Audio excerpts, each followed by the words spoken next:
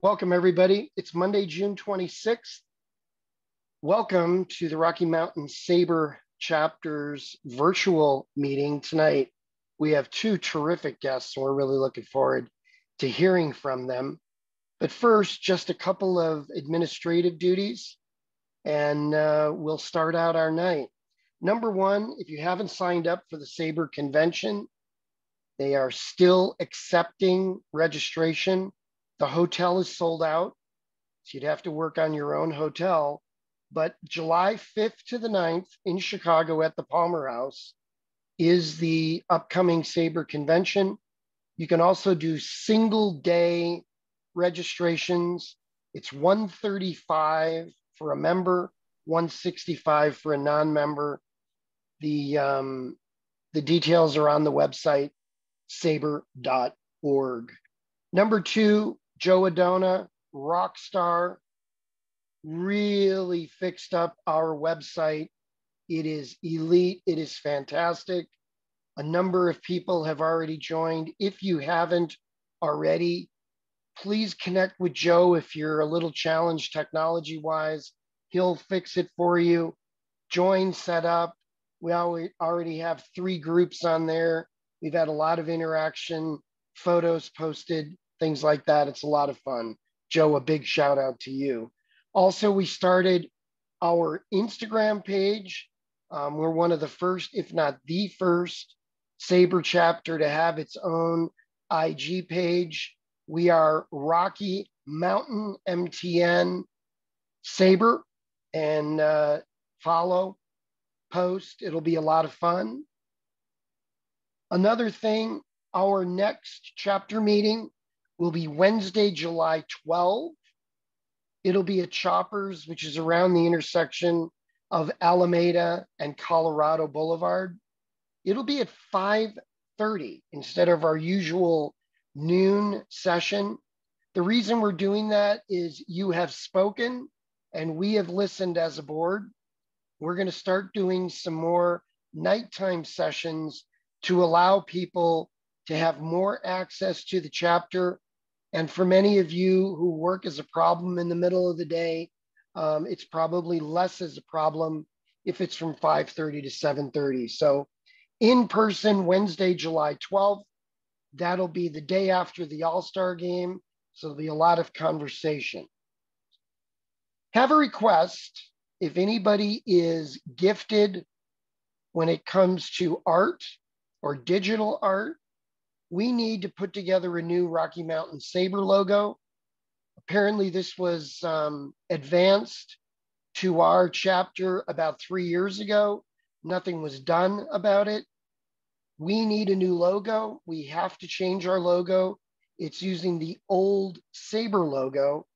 And as a result, if anyone is so inclined, please get a hold of me or any of the board members, and we're going to produce a new logo. Last, we're thinking about doing an Owls game in Windsor, a home game, and the date we've targeted is July 19th. If anyone has any interest in doing that, please alert any of the board members. We're trying to put together the potential, the interest, and if the interest level is not there, we'll scrap it. That's all the admin work for tonight. Now, the first of our 2 guests. Our first guest, if you watch MLB Network, if you read MLB.com, Kurt Sinclair, you are a perfect guy for that. So we'll talk. It'll give you and I a reason to chat, which is great. But if you follow Mike on Twitter, if you're someone who reads MLB.com a lot, if you watch MLB Network, you've seen Mike Petriello. Mike is a BBWAA member. He's been following the game for a dozen or more years. Mike is truly one of the most talented young baseball people in the game. He used to write for Baseball Prospectus. He used to write for ESPN, Fangraphs. Those check all the boxes for many of us. Now he writes for MLB.com. His focus is on the big leagues in general. So he's a national exposure guy. He focuses a lot on StatCast and on statistical analysis. So we're going to have a lot of fun. He's an in-studio guest frequently on the MLB network. And very candidly, he's one of the most innovative and fun baseball guys in the game. This year, he won an award from SABR as one of the research presentations that was awarded at the SABR Analytics Conference. So Mike is highly decorated, and he's not even in his 40s yet. Mike, welcome to our virtual, and thank you so much for joining us. Well, thank you for that, Dan. Thank you for saying young. I appreciated that too. And boy, I just wish my wife could have heard all of that. That was great. Thank you. Michael, it's recorded, and we can get that for you to tell your wife. Just you ever need in a down moment, it's there. It'll be available for you. How's that? She'll love it. I love it. Now, Mike, one of the fun things in a chat we had was alerting me to something that I think makes you an even better guest for tonight. And that's the fact that you are really intrigued by altitude and by Coors Field. 100% true. I'm not a Rockies fan, right? But I have been following the Rockies very closely just because they're so interesting. And I think like one of the issues we have with baseball is just it gets too homogenous. Like every team thinks the same way, and the Rockies very much do not think the same way, like for better or for worse. So however you want to think about that. And I find that so fascinating. Like you've got this whole math and physics problem that no one's really seemed to figure out how to conquer yet. And that puts them on a total different pedestal from anybody else. And that's why I've just been so fascinated by watching them for basically as many years as I've been a baseball fan. And a little birdie told me that last night you played catch with a 7-year-old. And what shirt was he wearing last night? Not any 7-year-old. Is my son. I wasn't just picking up kids on the street. Yeah, I live in Brooklyn, New York, and my 7-year-old son Henry is a huge baseball fan, and he is a huge Rockies fan. Despite the fact we've never been to Denver, I have, he hasn't. And the reason for that is because when he was a kid, when he was 2, he was obsessed with purple. Everything had to be purple. And one day I was watching a Dodgers game, and he realized there was a purple baseball team, and I am kind of surprised all these years later that he has still followed them. But he is loyal. He is nothing if not loyal. Like earlier today, he was playing the MLB video game on his Nintendo Switch, and I looked over and I didn't recognize the team. I'm like, what team are you? And he's like, oh, I'm being the Hartford Yard Goats because they're one of the Rockies teams. And I'm like, okay, cool. That's great. I thought it was impressive when you knew like Alan Trejo, but this is even cooler. I think he's going to be a little me at some point.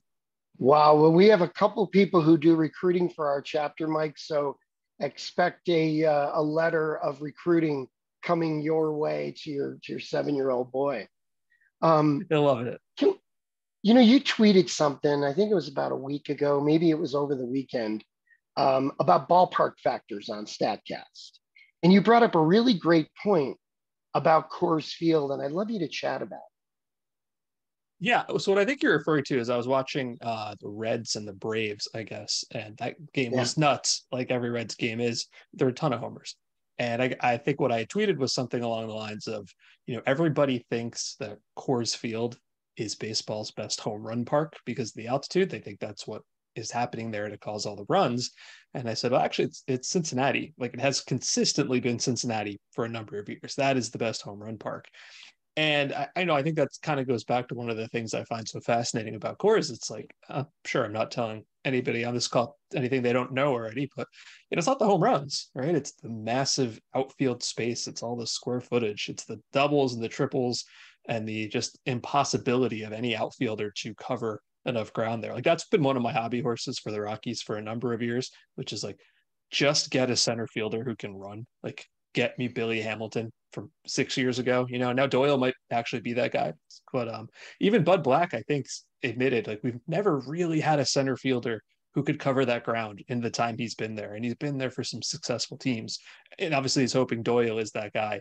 But yeah, it's funny to think about how the fact that Coors has this rep, and it's deserved in a lot of ways, but not in this way. It's not the home runs, it's everything else.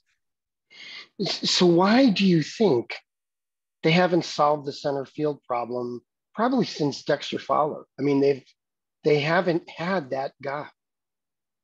Well, I mean, it's not easy to find a guy who, can play there and provide some kind of offense. I think a lot of the problem too is to get a guy like that, you kind of need to have him come through your system like Doyle. Is Mhm. Kevin Kiermaier going to sign up, in his 30s to come right around Coors Field when he could get a deal to play in Toronto or another ballpark? I don't know that he is. And even he's an Mhm. outlier, right? Like by the time most very good outfielders like that reach free agency, for the most part, they're not as great defensively as they once were. Like there is a serious Yeah. aging curve that Kiermaier is an outlier on, really. You Yeah. don't want Hamilton right now, right? Byron Buxton can't No. even play center field right now. You've got to No. find a young guy coming up.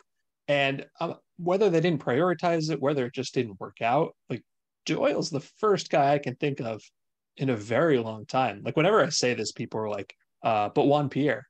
Like, yeah, okay. Well, first of all, that was like 20 years ago. And for all the things Pierre was very good at, he did not have a strong throwing arm, which No. really limited him playing in that massive outfield. He's very fast for sure. And yeah, I'm not even sure Fowler qualified, maybe for like a year or two, but that was 25 years ago. Like they've never Yeah. really had that guy. And I've always wanted to see what would happen. Yeah. You would think that'd be a priority defensively. It's the biggest outfield in the game. That's a great point.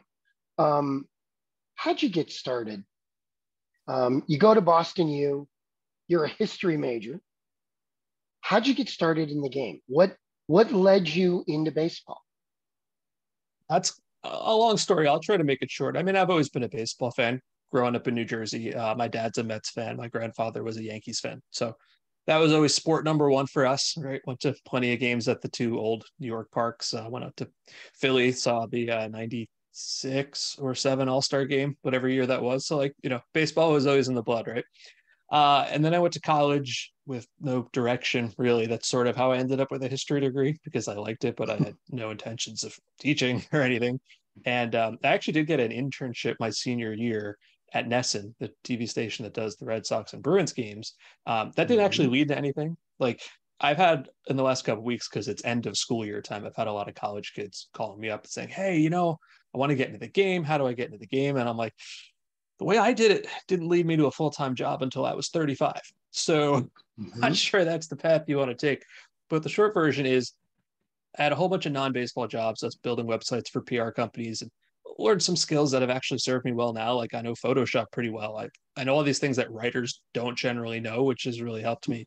I started a blog in 2007. This is like before social media blew up. This is why I tell the college kids you can't really follow my path because it doesn't exist anymore. But I started a blog. It was about the Dodgers. I got a whole lot of mileage out of the whole Frank McCourt era, Dan, as I'm sure you have some opinions on. And I do. I was writing it at the time in a way where I was very interested in the advanced metrics that were available then, and a lot of people were not writing about them at all. A lot of the beat writers at the time had been around since like the 60s still. And Yeah. so I wrote about that in a way kind of funny, like, Simpsons jokes and approachable and, educating people when they don't even think they're being educated in that. It was fun. It was Mhm. more fun than I thought it would be. And I thought I would do it for a couple of weeks and then give up on it. And I never did.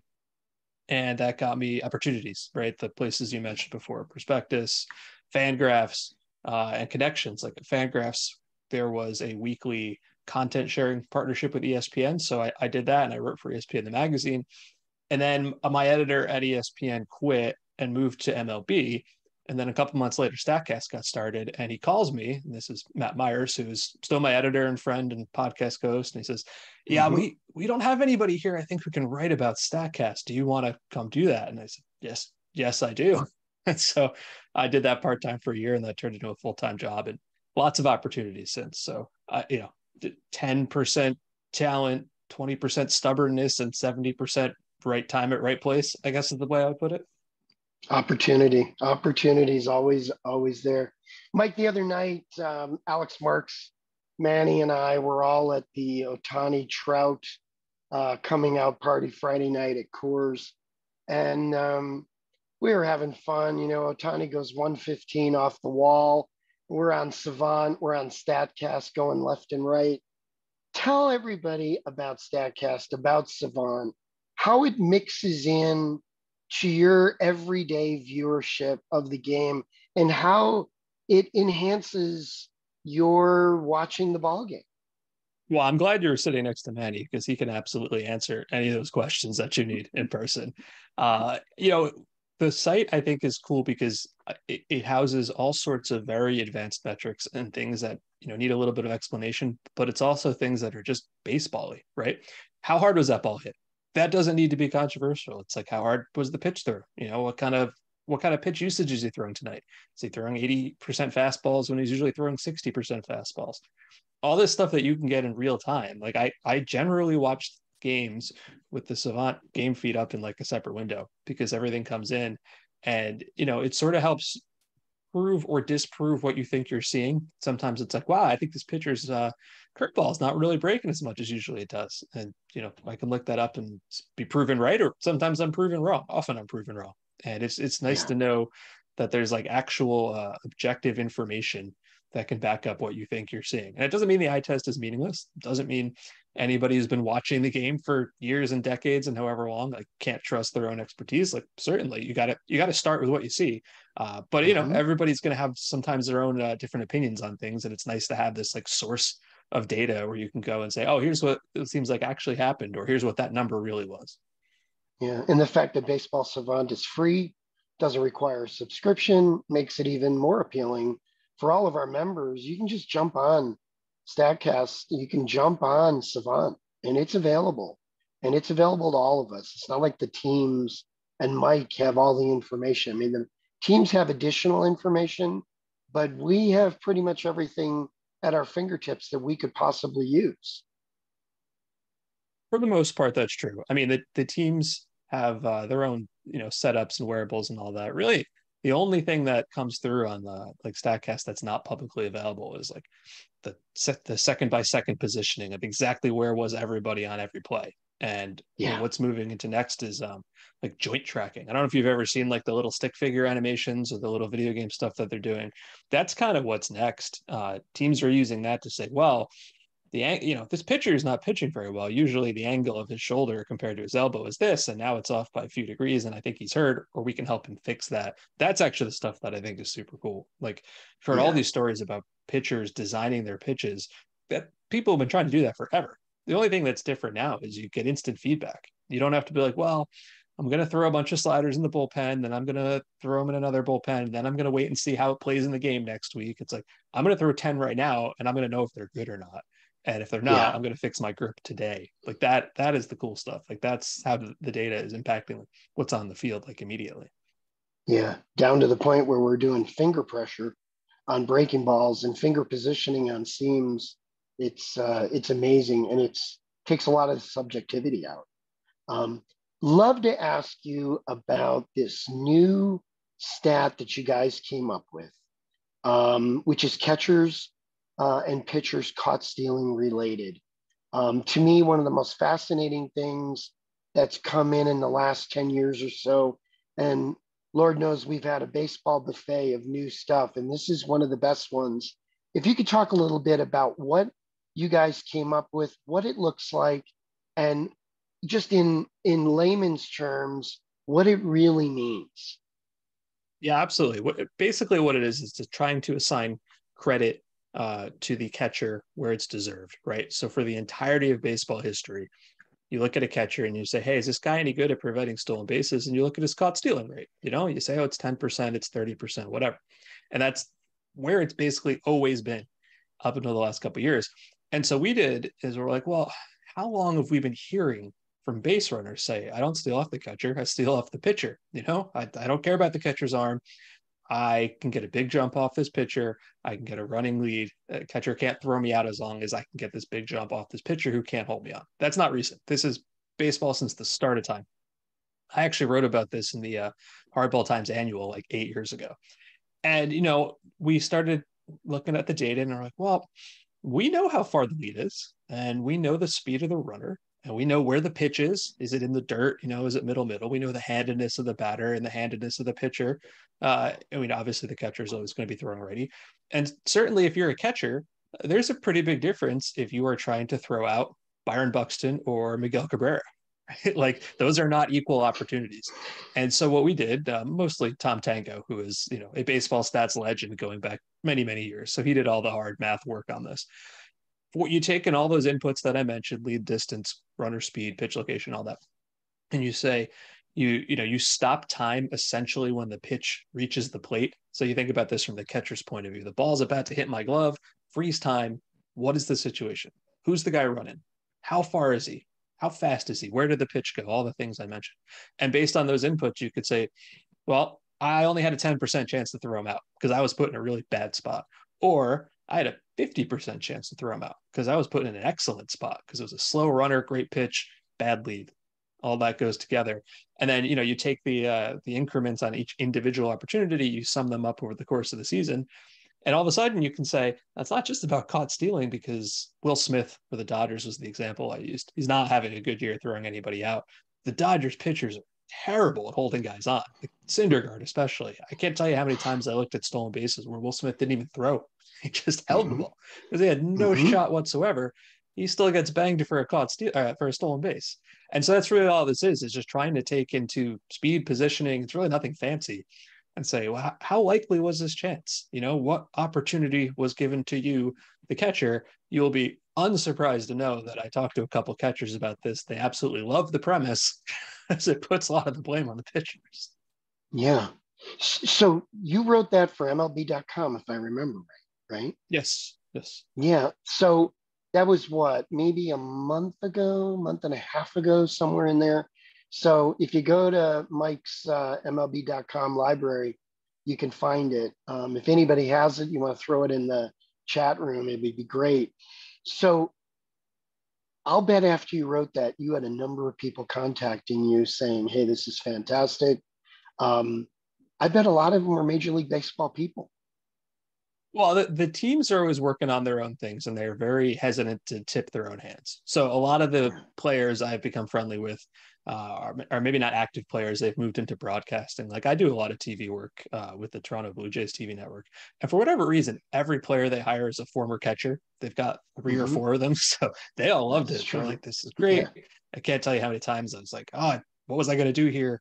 Now the number backs it up. And I think that's important, right? Like we can do all the spreadsheet nerd work we want, but at no point have I sat on a field trying to catch a slider in the dirt, So I sent it to one of them and I said, listen, I think this is cool. I think the players totally match the smell test, but you had to do this. So tell me if you think any of this doesn't make sense. Like, be honest. I want to hear the truth. And he said, no, I love it. This is great. And I mean, that's valuable. If the players on the field don't agree with it at all, they don't have to agree with all of it. But if they don't agree with any of it, then that's a problem. And that's totally valuable input. That's great. And Manny just posted in the chat, posted the link. And Manny will not be considered stat goblin like for doing that. So we will not nail you on that. I just find that to be a fascinating thing, and it's really about accountability. It's really what it is. We've always assigned it to the catcher, and he wasn't really accountable in many cases. Who's your favorite guy to watch right now? I don't know. Is it picking the chalk to say Shohei Ohtani? I mean, no. if that's a lame answer, Ellie De La Cruz, I guess, is the other obvious answer, just because everything he does is so loud. I imagine many of you saw him beat out a grounder to first the other day, which is, I've watched a lot of baseball. I don't see that too often. And he's such a large human being to be that fast and that powerful. Yeah. You're hesitant to overhype somebody, right? I mean, he's 22 or whatever he is. It's a lot to put on a young man. But as far as like, who do I enjoy watching right now? He is must-see TV. It's been a long time since I paid attention closely to the Reds. And now I've been watching like nothing but the Reds for the last week. Yeah. Well, I'm in that obsession line with you. He's worth it. And he does so many things well that you don't know what you're going to get. You're going to get all 5 tools over the course of a 2 or 3 game series. And that's pretty fun. Ballparks. What's your favorite ballpark to go to a game to? What ballpark is special for you? Oh, that's a good question. I can't say the local ones because they're new. Like I went to Old Yankee Stadium and Shea Stadium with my dad and my grandfather.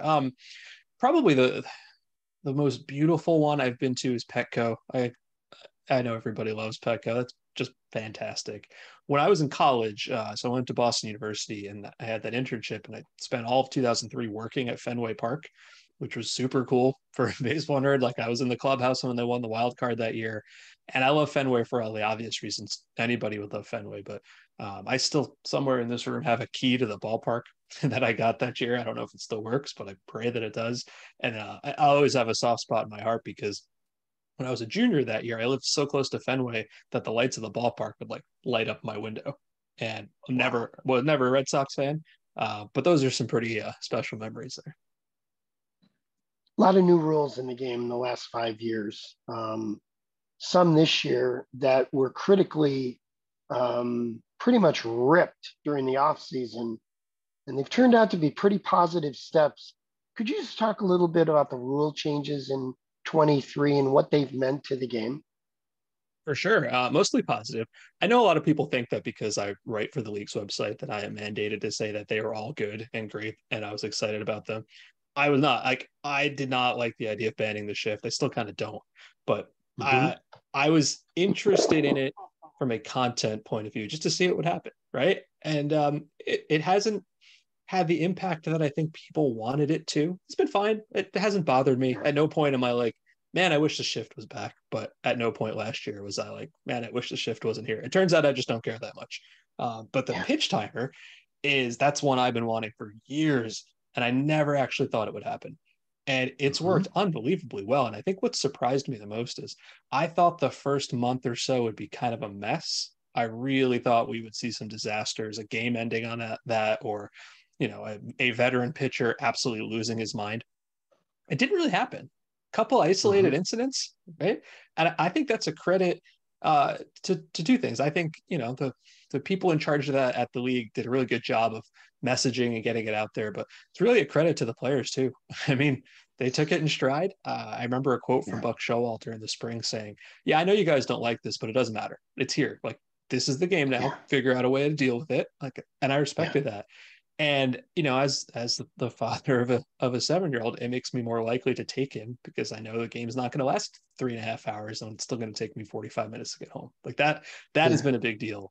And I'm surprised at how successful it's been. I can't imagine ever going back on that one. Oh, and the bases, who Yeah. cares? I don't think anybody's noted the bases. They're fine. It's It's fine. amazing. Remember all the hype about that during the off season? That doesn't even come up in conversation anymore. No, it's a safety thing. I don't think it's had any impact on stolen base success rate. I think that's entirely about the pickoff limitation, which Yeah. I feel like most people don't seem to understand that the pickoff limitation is there because the pitch clock doesn't work without it. Like guys Right. would just step off and reset. You have to have one and not the other. And Yeah. I think all the testing in the minor leagues ended up being really valuable. I mean, they Yeah. tested moving the mound back in the Atlantic League. It didn't really work, and that seems like not a thing anybody talks about anymore. It's nice Yeah. to have seen what Yeah. actually happens in real baseball games. Yeah. And somebody said to me this morning, an interesting comment, Mike. They said, if you think about all the guys who participate in the WBC, they did not have the pitch clock. And, these are elite guys. These are probably the top 75, players in the game. And as a result, they had very limited time to experiment with the new rules. Yet you haven't heard a peep from them stating it was really hard on me. It was a challenge. And they were coming in towards the end of the month and jumped right into the big league season. And you haven't heard a thing from any of them saying it was a problem. No, like I said, it's a real credit to the players. Obviously elite level talent, athletes, adaptable. Like they figured out what they needed to do. The thing that stands out to me in that regard is last year when pitch comp started getting introduced, right? And I remember reading a story about it later where someone from the league was like, "We wanted to test it because if you remember, this came in like real fast." And Yeah. someone from the league was like, "We wanted to test it. We wanted to see if it was going to work. We weren't really thinking about like forcing it on anybody." And we kept hearing from the players that they loved it and they wanted it immediately. And I thought that Yeah. was really cool. Like, here are the players kind of taking into their own hands some of the tools they use on the field. and wanting a quick change, which is not usually what you sort of associate with that. And I was impressed by that. I thought that was really interesting. Yeah. One more question, then we'll open it up Q&A from our members. National guy, you're watching 15 games a night sometimes. I know it's a little crazy, but at the same time, it's what you do, and you're good at it. We tend to focus on one team here in the Rocky Mountain region, and I'd love to know just your overall opinion about what's going on with the Rockies. How many hours do you have? It's funny. I don't think I can think of another industry where you might criticize the owner for being too loyal, right? But I feel like that's what happens here, where, how many years has it been since they had a general manager who wasn't previously working for the team? I mean, Manny probably knows off the top of his head. Has that ever happened aside from the first one? And I kind of think that's what it is. It's, sometimes you hear criticisms from the outside. Oh, they're cheap. They don't spend enough. And I've never really felt it's that. I mean, they spent on Chris Bryant and Ian Desmond. They have had big contracts. I just never feel like they're necessarily put in the best places. Like Chris Bryant, to me, he's a star. That's great for Rockies fans to be able to see him. But to me, I was like, I wish you'd gotten like 4 lesser players than 1 star, because that's what the team really needs. And I don't want to make this into like, oh, they're very old school and that can't win, because I don't think that's true. But I do think, given the specific challenge that they have that nobody else has, which is altitude, which may or may not actually be a conquerable problem. If there's any team that needs to get inventive and kind of weird and not standard, I feel like it's them. Like, I would love to see the entire Tampa Bay front office traded to the Rockies. Not because I want to see a little payroll. I don't care about that. I just want to see what those weirdos would do. Like what crazy strategy would they have? Like, would it be 3 Kevin Kiermaier's playing the outfield no matter if they could hit or not? I don't know what they would do, but I'm sure it would be something fascinating. And I feel like that's what's got to be. It can't just be the same scouting, the same strategies that every other team has done, because this isn't the same kind of situation. You got to do something different. I feel like that hasn't quite happened. Yeah. Well, that's a great viewpoint. All right, let's open it up to the attendees, the participants. Alex, if you could either go into the chat and ask questions of the chat, or if someone has their hand up, we can do it that way. If you could do either or, Alex Marks, I would really appreciate it. Sure, sir. I can see in the chat, unfortunately, due to my limited viewing screen, if someone could just raise an electronic hand, you'll go to the front of the line and I can see that. So in the chat room, we have a question from Mike Faber, I believe. He says, to Mike, great to hear that your young son is a fan. What's your take on creating more 21-year-old or younger baseball fans? Pitch clock, universal DH as suggestions. How else does the game need to change, or does it? That's a great question. I do think the new rules are a good start. I know attendance is up by some amount over the previous years, and obviously some of that's COVID and everything. I think that's a great start, right? Making it a little easier for families to go to the game. Starting at the youth level, I think you want to make sure that kids are learning how to play the game at a young level. One thing I hear a lot of complaints about, which I think make a ton of sense, I personally can't do anything about this, is the cost of playing travel ball for a lot of families is kind of unreasonable, and that's very difficult. I'm not sure how to attack that problem, but that is one thing I would say. If you want to make it easier for kids to be fans, make it easier for them to play. And then the obvious thing too is make it easier to watch the games. I think you're going to see somewhat of a rolling disaster over the next 2 or 3 years as the whole RSN situation gets sorted out. But I'm hopeful at the end of that, it'll be a little bit easier for fans and kids to watch all the games. I know tons of stories of people from years ago watching the Braves on TBS and the Cubs on GN and all that. And I think those things would make it easier to be fans. But, at the moment, baseball doesn't have some of the issues the other sports do. Like football, there's a lot of concerns over whether it's safe to let your kids play. It's not really that much of an issue with that in baseball. You don't need all the equipment that hockey needs. Certainly, there are many issues in baseball right now. But I do think the new rules and the attendance bump that's come with it is a pretty good start. Mm-hmm. Okay, we have a question from Dave Mundo. raised his hand. So Dave, I've asked you to unmute. Awesome. You guys can hear me? We can. Awesome. Hey, Mike, thanks for doing this. I listen to you and Matt rather, on the podcast every week, and it's great. So keep it up. I thought when Dan asked you who you love to watch, I thought you were going to say the Rockies starting rotation, but you didn't say that for some reason. I'm not sure why. Okay, so I have a question, I guess a two-part question maybe. I think you guys have a lot of good war stories from players who've really been positively impacted by StatCast metrics, where, you know, they've looked at certain metrics and it's really helped them in their career, and it's great. It'd be cool if you could share one or two of those. And are there any metrics that you feel are hard for players to grok and understand, or things that maybe are just a little too advanced today, at least? Yeah, I could tell you one story. I guess he's been retired enough now that he won't care if I tell you guys who it was. You may remember Chris Coughlin, who played for the Marlins, and the Cubs, did the somersault thing with the Blue Jays. So I guess, God, about 10 years ago now, I was writing for Fangraphs, and I wrote something about Matt Kemp, who was at the time winning Gold Gloves, or had recently won Gold Gloves, and the metrics hated him.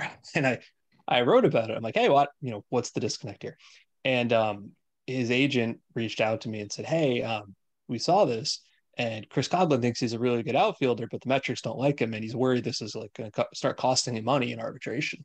And he's like, would you talk to him? Would you explain, how it works? And I said, yeah, I'd be happy to. And I did that. And I looked into, the metrics that were available at the time, or certainly not what they are now. But eventually I figured out the issue. He was really sure-handed, very rarely made errors, didn't screw anything up. You couldn't find video of him biffing a ball really badly. And in his mind, that made him a very good outfielder. And I said, yeah, that's great. But I can't find much of you doing great things. And when you're being compared, you're not being compared to a college kid or a high school kid. You're being compared to, Alex Gordon, or, whoever was the greatest outfielders at the time. These guys who aren't making mistakes and are making these great plays. And I think he started to understand that. And then I said, and also, by the way, it seems like you're getting killed on balls over your head, all the time. Did you ever consider backing up a few feet? And he's like, yeah, Joe Madden doesn't really want me to. I'm like, oh, okay, got it. Don't piss off your manager. I'm not telling you to do that. Then he did it anyway. And he stopped having doubles fall over his head, and he seemed like he got a little bit better. And he was super friendly, and I, enjoyed the interaction. Right. I don't think that happens as much anymore, because you can get all that from your team, which you couldn't at the time. And if you don't trust your team necessarily, because sometimes you're not on the same side of contract situations and all that, a lot of the guys now, they're 15 years younger than I am. They grew up with Xboxes and video games, and the young guys are super familiar. I've started to hear pitchers talking ways where it's I barely know what you're talking about anymore, guys. You're so far behind me in this now. Mm-hmm. So that was cool. I already forgot the second part of your question, Dave, but that's the first player interaction I really treasure. Can I follow up to that? One of the conversations we've had as a chapter is defensive metrics. Some people don't understand it. Some people just don't like analytics. I think you know how I feel about them. I'm a very big fan of them. What's your thought about how we measure defense today? Well, I think it's better than it used to be, because obviously, with StatCast, you've got the tracking cameras, you know exactly where everybody is, the time they have, and you can instantly compare that to other similar situations, right? I don't think it's always perfect, but sometimes I think that, trying to think of the right way to say this, sometimes I think not everybody wants the same kind of answer. And what I mean by that is, one thing I'll hear a lot is some guy will fail to catch a fly ball, and it will really hurt his defensive metrics. And the argument will be he lost it in the sun. That's, you don't account for the sun. And I'll be like, that's true. We do not account for the sun, but should we? Right? He didn't catch the ball. I get it. Maybe it's not an easy play because you got to shade your eyes, but I sort of feel like you're a major league outfielder. Catch the ball even if the sun is there, and that it's not a data question at that point. It's almost like what is it you want to be told? What story do you want to be told here? Home run robberies are the same thing. We don't usually grade those out very well. I'm not going to tell you that is 100% correct. Maybe it should be graded out a little better than it is. On the other hand, how many home run robbies are a guy kind of gets to a short fence and sort of stops and waits and does a little hop and catches the ball. And again, I'm not saying it's easy. I couldn't do it, but I feel like most outfielders given that opportunity could. It's hard to get that opportunity to happen. Depending on what ballpark you play in, if you're the left fielder for the Red Sox, you're never getting that opportunity, right? It's very opportunity based. So I wouldn't sit here and tell you they are infallible and perfect. They are certainly, it's easier to rely on offensive stats and pitching stats than it is defensive stats. And yet at the same time, if I go look up the StatCast leaderboards right now, I'm going to see Brian Hayes at the top and Kyle Schwarber at the bottom. It's sort of hard to argue with some of that. And there's a second part of the question. Dave says the second part was, are there any advanced metrics that players have trouble understanding?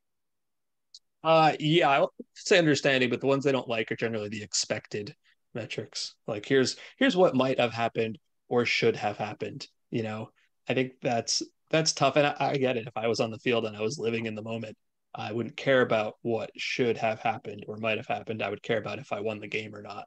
I think that's probably the one that they get a little stuck up on. It's kind of mathy. Okay, we have Quinn Booth raising his hand. Quinn, I'm going to send you a message to unmute. Yeah, I was hoping to ask, what are some of your favorite baseball books that you've read ever and some you've read recently? The honest answer is I haven't read many recently because I have 2 small children and 2 new kittens, and I barely have time to live or sleep. But yeah, I mean, not to go with the easy answer, of course, Moneyball is the one that, sort of sticks out. When I was a kid, I read this book. I can't remember if it was a biography of or with or whatever, but it was this story of Oral Hershiser in the 1988 Dodgers. And like I said, I grew up a Dodger fan, and it was really into the day by day and how they got through the postseason and Jay Howell with the pine tar and everything. Those kind of stories of a season books, the one about the 92 Mets or whatever, the what was it called? Worst team money can buy. Those are the kind of books I love because obviously I love the stats, right? But I love baseball. I love the stories behind the scenes. I love hearing about the guys yelling at each other in the clubhouse and all that. And I think that helps with, intertwining advanced metrics into stories. If it's not a good story, no one wants to read a spreadsheet, right? So those kind of books always stand out to me. It's wow, they did a really good job telling this interesting story. I'm certainly not a novelist in that way, but is there any way I can kind of take that approach? I think that's been valuable.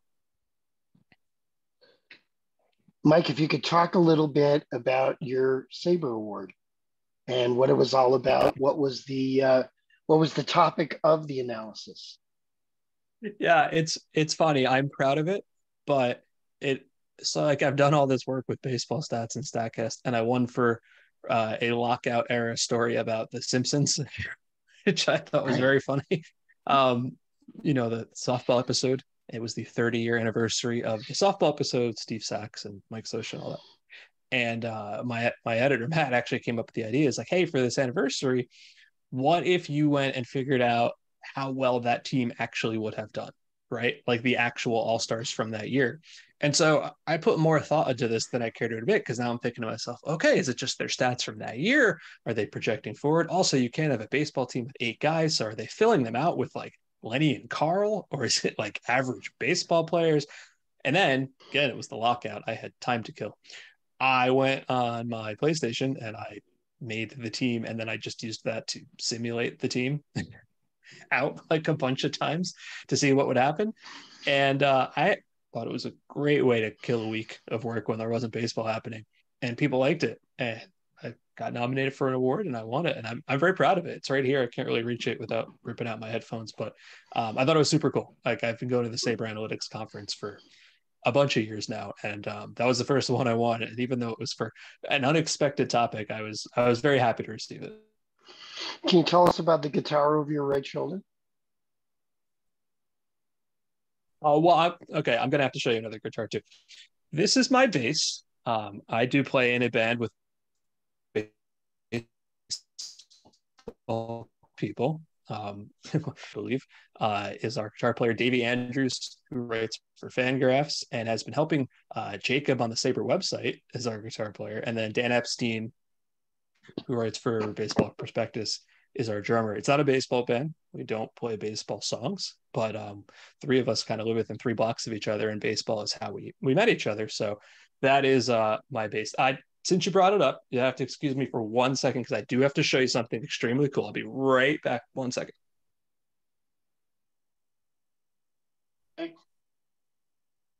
This is the cool guitar.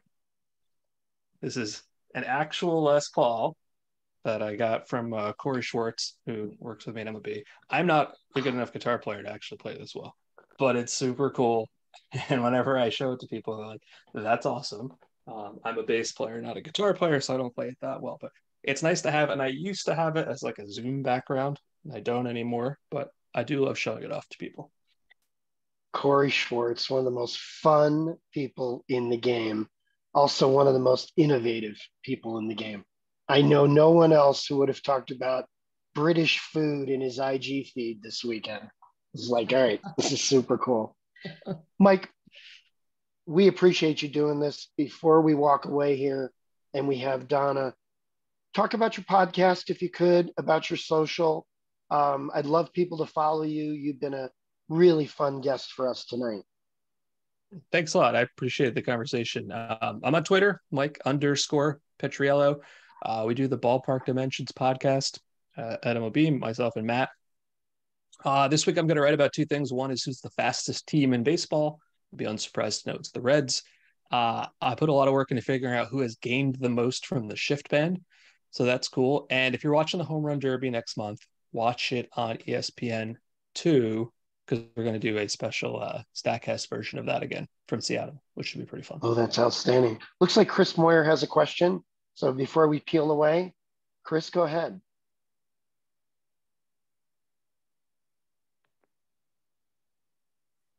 We're looking live. My question is sort of dealing with altitude. How do you see analytics groups trying to evaluate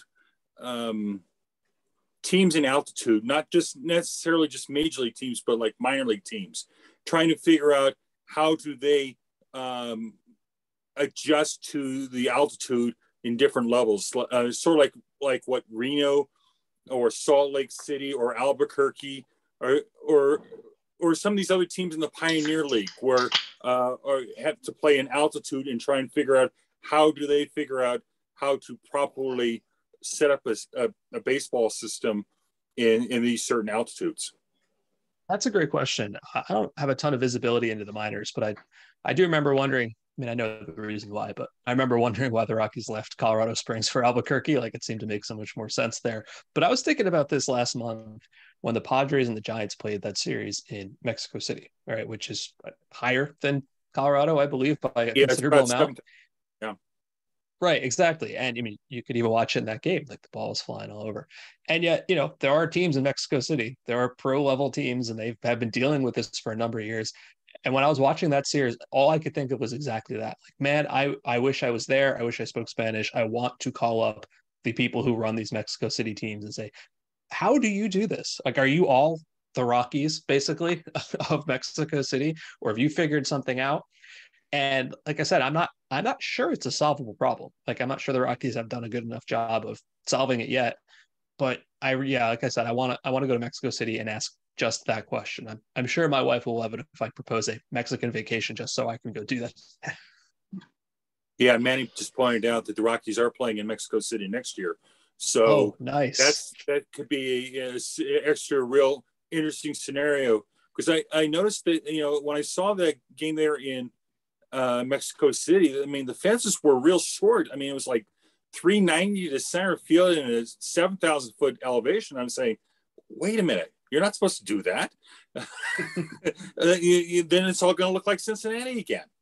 So, yeah, I mean, I keep hearing people say, you know, make the fences at Coors like 35 feet tall and push the fences back even further. And I know they're not actually going to do that, but that would seem to be one way to deal with it. Right. Great question, Chris. Mike, yep. I can't thank you enough. Thanks for doing this with us. Really great insight. I think you're going to have more followers here in the Rocky Mountains. You were terrific, and we just really appreciate your time. So thanks a ton. Dan, thank you. I don't deserve all the kind words, but I do appreciate them, and thank you all for the conversation. You got it. So before we go to Donna, I have a question, and Alex, you can help me here. Do we have any new Rocky Mountain SABR chapter members joining us today? Quinn, I believe you're relatively new. Anyone join us in the last month or two? And if you have, we'd love to hear from you. Say hello. John Paul usually has people stand up on the table and sing their high school fight song, but we'll catch you a break on this one for a virtual. But do we have any newbies here? We just love to say hello to you and welcome you. I believe Quinn is relatively new. If I could give Quinn the floor if he wants to introduce himself. Absolutely. Tell us a little bit about you, Quinn. We don't need to hear the life story, but just a hello. How you doing? Yeah, it's great to be a member. Joined like a month ago. Been to a couple of those choppers meetings. Just finished my first year at the University of Southern California. Very interested in baseball analytics and sort of hope to have a career there in the future. Are you in the Annenberg School, Quinn?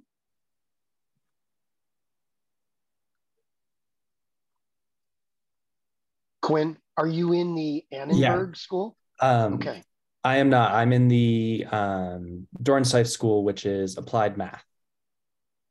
Gotcha.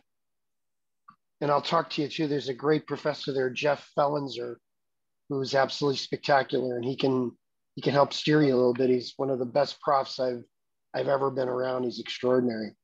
I'll send you his information. Good to know about. Thank you. Well, it's great to have you. We always love new members. Anybody else, Alex, that we see on the roster today? Sir, I'm not seeing any names, but if someone's joined in the past couple months, please raise your hand and I will unmute you so you can introduce yourself. Electronic hand raise. Mm-hmm. Apparently not. Either we have a bunch of arthritis, or this is the whole group. All right. Our next guest. I met our next guest at a SABR convention. Donna Muscarella is a fourth generation baseball enthusiast, and I really want to thank her dad for Ralph Muscarella for taking a 2.5-year-old little girl and giving her a love of baseball that we benefit from.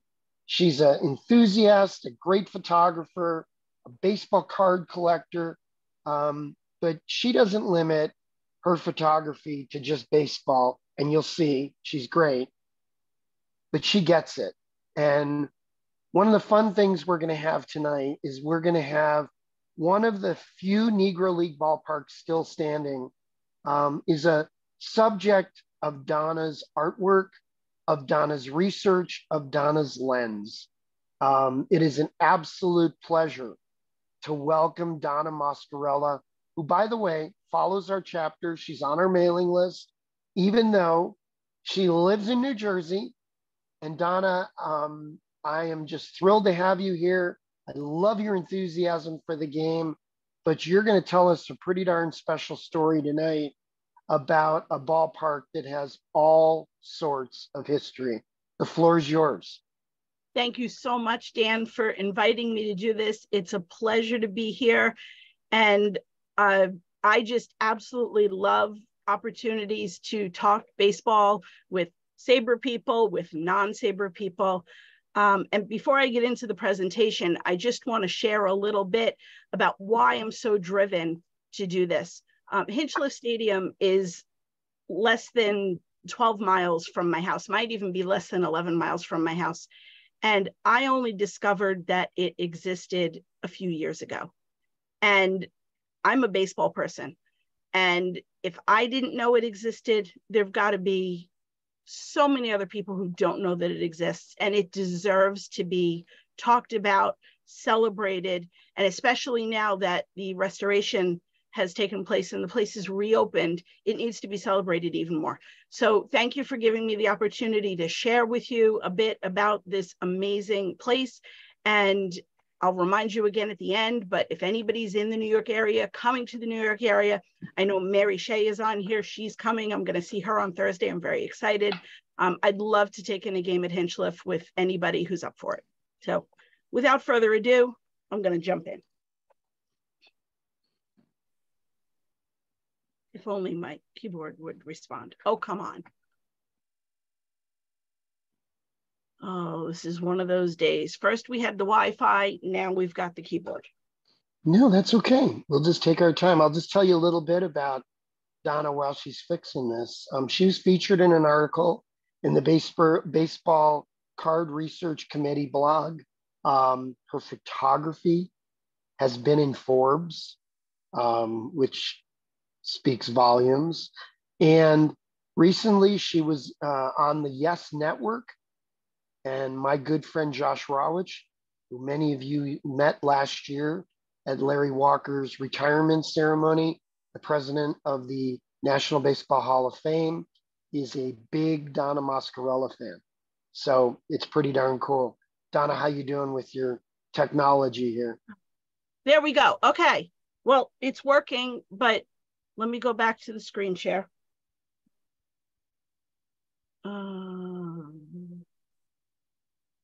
And Donna, one thing you don't have to worry about with us, don't worry about tech. We can handle it, no sweat. It's not changing while I'm sharing the screen. It's changing outside, but it's not changing inside. And you know, it worked fine this afternoon. Sure did. It was spectacular. Maybe we just go in and out screen share wise, just change. Yeah, I did that. I think I did that. I'm gonna stop the slideshow. I'm going to start the slideshow again. Okay. And then I'm going to go back to here, share screen, slideshow, share. No. Maybe is she a co-host, Alex? She is not, but I can make her one. Yeah, if you make her a host, she'll be able to screen share without issue.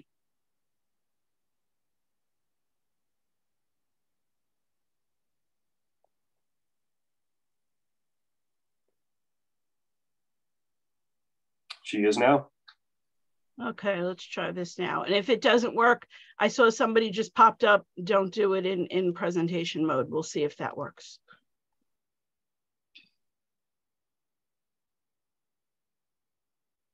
No. Wow. That's okay. We'll make this work. I am so sorry, everybody. No. I saw it today, guys, and it's well worth the delay. It is absolutely fantastic. So Donna, no problem. I'll tell you what, why don't you just work on this? Dave Mundo is a wizard. Dave, why don't you explain to Donna the way that she could maybe alleviate this issue?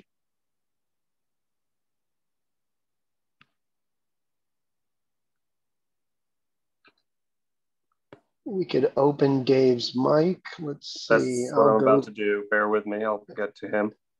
I just got him. Asked to unmute. Dave, there we open. go. Cool. And it's yeah. yours. Sorry. Yeah. Don, I was going to say, if you are using PowerPoint or what? Yeah. Yes. Yeah. Just before you go into presentation mode, just share your screen now, if you could. Okay. Hold on one second. Let me get out of presentation mode. Hold on. Yeah. And that might work. Okay. All right. Let's try that. Otherwise, you could just smack your computer. That helps too. Okay, let's try that. Okay, do you guys see that? Yeah, we sure do. Okay, now you think, now try it. No, hold on. No, don't do anything. So now just like click on slide 2, click on slide 3, and that might be the way to do it. I mean, that's what I would recommend. Okay. Because when you clicked on slide 2, then that comes up. There you go. Maybe that's the way to do it. Okay, we'll do it this way. Not as elegant, but you know. It's a little less clean, but I know. This is how we'll do it. It's okay. Dave Mundo, lunch on me next meeting. Thank you so much for helping. Dave. Hinchliffe, game on me if you're ever east. Okay, so here we go. So wait a second, Donna. Let's just back up in time. None of this ever happened. So we come out of the commercial and we say, hey, our guest tonight is one of the most accomplished people on the East Coast, a SABR member, a great photographer, a baseball lover. Donna Muscarella is going to talk to us tonight about Hinchliffe Field. Donna, why don't you go ahead? Hello, everybody. So when people think of Alexander Hamilton and his ties to New Jersey, the first thing that will come to mind for most is his fatal duel with Aaron Burr, which took place in Weehawken, New Jersey. And when most think of Hamilton and his contributions to our fledgling country, the Federalist Papers and his accomplishments as Secretary of the Treasury are likely foremost in thought. But did you know that he founded Patterson, New Jersey? He viewed the city's Great Falls and the power of the Passaic River as a tremendous energy source for the industrialization he believed was vital to the success of the United States. Patterson grew to be a manufacturing hub for silk fabrics, continuous rolls of paper, steam locomotives, airplane engines, and the first submarine. The city thrived, and in that thriving city was built one of the few Negro League stadiums that's still standing. Pictured here, we have the current logo for Patterson, which celebrates its roots in industrialization and its current focus on tourism centered around the beautiful Great Falls. To the right of that, we have my photos. The one on the top is an Alexander Hamilton mural that used to appear on an auxiliary building at Hinchliffe Stadium, and 2 photos of the Great Falls right next to Hinchliffe Stadium. The design of Hinchliffe Stadium, named for the city's former mayor, John Hinchliffe, and mayor at the time, John V. Hinchliffe, was based on an Olmsted Brothers landscape engineering layout and the actual plans of Patterson architectural firm Fanning and Shaw. I mention the Olmsted Brothers because they played a role in the establishment of the National Park Service, a bit of trivia that ties into Hinchliffe Stadium in a way that I will get to shortly. The site selected for the stadium was a bluff next to the Great Falls and included a piece of property formerly used by the Society for Useful Manufacturers, the organization founded by Alexander Hamilton as Patterson was industrialized. And pictured here are 2 images courtesy of Friends of Hinchliffe Stadium. The next slide features some pictures from them as well. I will talk about them a bit more later. The slide on the left shows people on the future site of Hinchliffe Stadium watching what appears to be a football game. And to the right is a Hinchliffe Stadium model sculpted for public view by Gaetano Federici, who was pretty famous and active in the Patterson area and is actually a Roman gladiator it's not really a sculpture, it's a bas relief, I believe is what they call it, that's up on the wall inside Hinchliffe Stadium. The 10,000 seat stadium was built in the throes of the Great Depression. It opened to great fanfare in 1932. The inaugural events were a 2-night portrayal of the life and career of George Washington in celebration of the 200th anniversary of his birth, and a baseball game. The photo on the bottom left provides an excellent view of the field configuration. The ballpark played similarly to the Polo Grounds. That oval had dimensions of 279 feet down the left field line, 258 down right, and 483 to straightaway center. Hinchliffe was 280 down the lines and over 500 feet to dead center.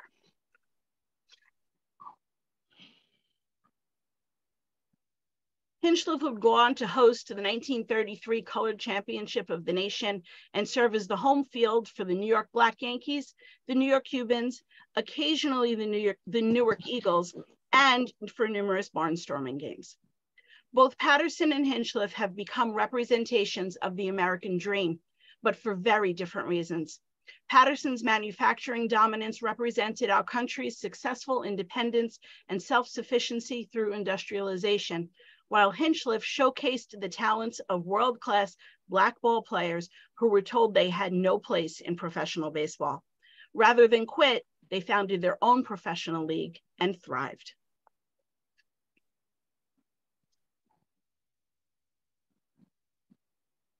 In addition to hosting professional baseball games, Hinchliffe Stadium was the home field for Patterson Eastside High School. One of their star athletes, lettering in 4 sports, was Larry Doby.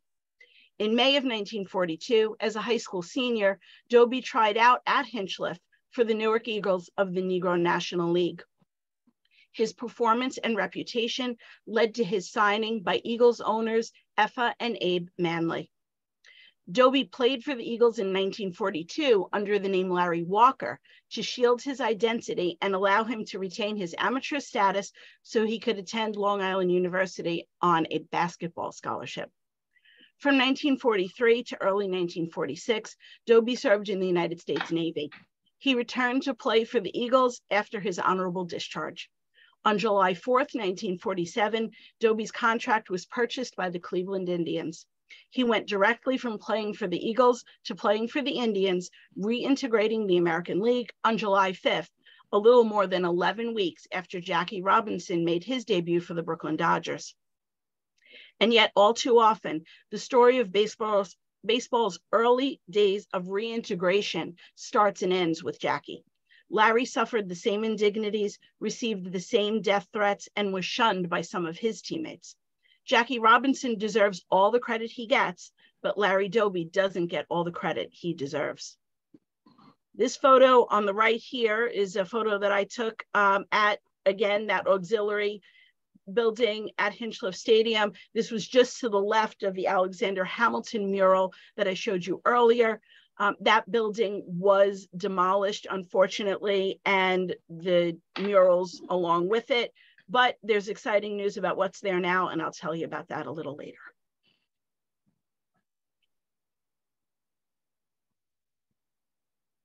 "28 members of the National Baseball Hall of Fame have very strong ties to Hinchliffe Stadium.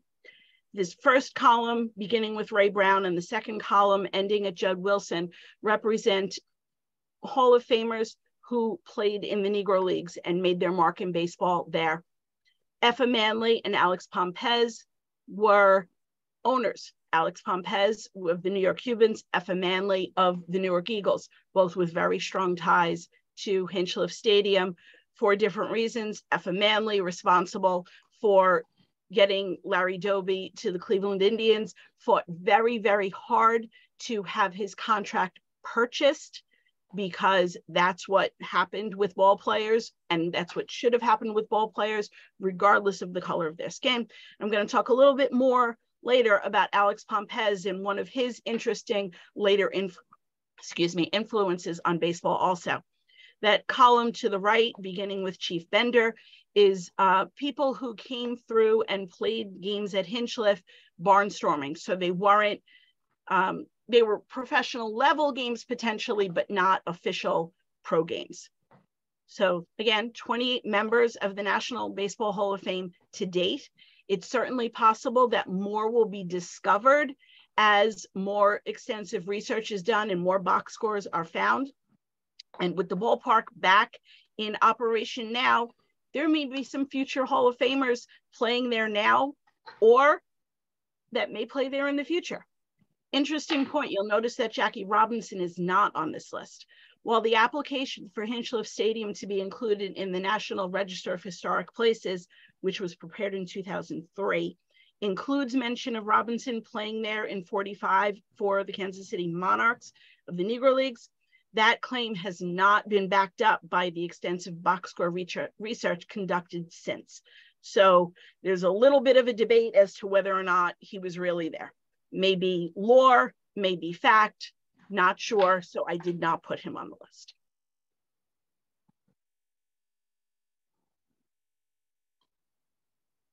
Hinchliffe Stadium was a popular venue for a plethora of entertainment: rodeos, wrestling, boxing, concerts, racing, soccer, comedy shows, all resulted in crowds heading to the stadium on the bluff. Tito Puente and Sly and the Family Stone performed at Hinchliffe. One of Duke Ellington's last concerts was held there. Babe Ruth visited Hinchliffe as a promoted guest for Diamond Gloves amateur boxing. There are stories of other celebrities, baseball and otherwise Hall of Famers and otherwise, visiting Hinchliffe as boxing spectators. And some pretty famous boxers fought there too, including Jake LaMotta and Rocky Graziano. Midget car racing was brought to Hinchliffe by Ed Otto, a founding member of NASCAR. Pro wrestling superstars Stu Hart, Gorgeous George, Chief Jay Strongbow, Jimmy Valiant, and Gorilla Monsoon all had matches at Hinchliffe. Jim Thorpe played baseball at Hinchliffe with his barnstorming Oakland Indians. Comedy one-line master Henny Youngman performed at Hinchliffe, as did Abbott and Costello several times in Bud Costello's hometown stadium. It's wonderful to imagine people sitting in the stands and listening to Who's on First roll off of Bud and Lou's tongues with laughter and the crowd just happy to be there. Side note, the performance of Who's on First shown here was taken from the movie The Naughty 90s and not from a performance at Hinchliffe, but you'll notice the nod to Patterson on the backdrop in the scene. And here's the Alex Pompez little bit of kind of a 6 degrees of Kevin Bacon maybe for baseball. Alex Pompez, with the help of his former New York Cubans shortstop, Horatio Rabbit Martinez, constructed the initial talent pipeline from the Dominican Republic that brought Juan Marichal, the Alou brothers, and Manny Mota to Major League Baseball. So what happened was Rabbit retired, went back to the Dominican Republic. Alex Pompez began scouting for the Giants and said, you know what? There's a plethora of talent down there. Let's figure out a way to get it here. Reconnected with Rabbit, and they built that pipeline that brought numerous Dominicans to the majors.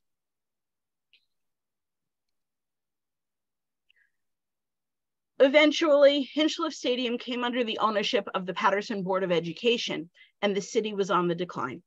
By 1983, Patterson was ranked as the 5th poorest city in the United States. Despite Hinchliffe's rich history, the stadium fell into disrepair. In 1996, it was deemed unsafe and closed. Things got worse from there as vagrants and vandals became frequent visitors, and empty liquor containers, spray paint cans, and more littered the place that had once been the pride of Patterson. On September 17, 2002, the 70th anniversary of the stadium's official dedication, Friends of Hinchliffe Stadium was founded by Flavia Aaliyah and Brian Lapinto. And here's a quote from Friends. Where others see a weed-overgrown concrete oval, its stands scrawled with graffiti, we see a key to unlocking one of the most vivid, creative, and inspiring American stories of several generations. End quote. The organization worked tirelessly to save Hinchliffe, which was deteriorating more by the day and headed for demolition. Through Lapinto's and the Friends' efforts, the stadium was declared a National Historic Landmark, a Patterson Historic Landmark, and part of the Patterson Great Falls National Park, making it to this day the only ballpark which is part of the United States National Park System. And there's the tie back to the Olmsted brothers who founded the National Park System. These declarations helped refocus a Patterson on the rise, one that is now promoting tourism, entertainment, arts, and culture, and baseball.